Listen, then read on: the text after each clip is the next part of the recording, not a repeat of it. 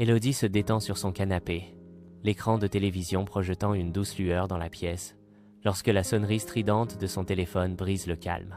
L'hésitation vacille sur le visage d'Élodie, alors qu'elle jette un coup d'œil au numéro inconnu, un sentiment de pressentiment s'insinuant dans son cœur. Un silence glacial plane lourdement dans l'air, rompu seulement par une respiration laborieuse qui fait frissonner Élodie. La panique monte alors qu'une voix déformée chuchote. « Je suis déjà là ».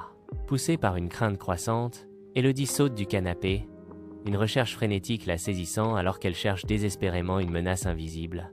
Bien qu'elle soit seule, les murs se refermant autour d'elle, Élodie succombe à une peur accablante. Son appartement transformé en prison de terreur. À l'intérieur du poste de police stérile, la terreur croissante d'Élodie est palpable alors qu'elle relate les appels effrayants à l'officier indifférent. « Je reçois sans cesse ces appels.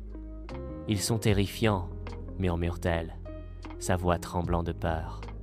L'agent de police se penche en arrière, son scepticisme évident alors qu'il rejette ses craintes. « Ce ne pourrait être qu'une blague, mademoiselle. Ça arrive tout le temps. » Le désespoir d'Élodie s'intensifie alors qu'elle supplie. « Mais ce n'est pas juste une blague. J'ai peur. » D'un ton de réassurance détaché, l'agent de police répond. « D'accord, d'accord. Nous allons examiner cela.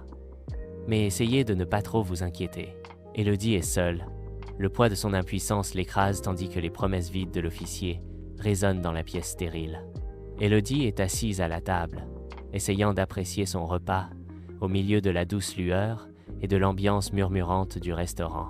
Le son strident d'un téléphone brise le calme, un numéro inconnu fixant de manière menaçante depuis l'écran. Il répond, et une vague de froide réalisation déferle sur son visage pendant qu'il écoute. L'appel prend fin brusquement, laissant un lourd silence dans son sillage. Son regard terrifié se fixe sur Élodie, alors qu'il prononce ces mots glaçants. « La personne au téléphone demandait après vous, et ils m'ont dit « Je suis déjà là ». Élodie regarde en arrière, le poids des mots s'enfonçant, jetant un voile sur la soirée.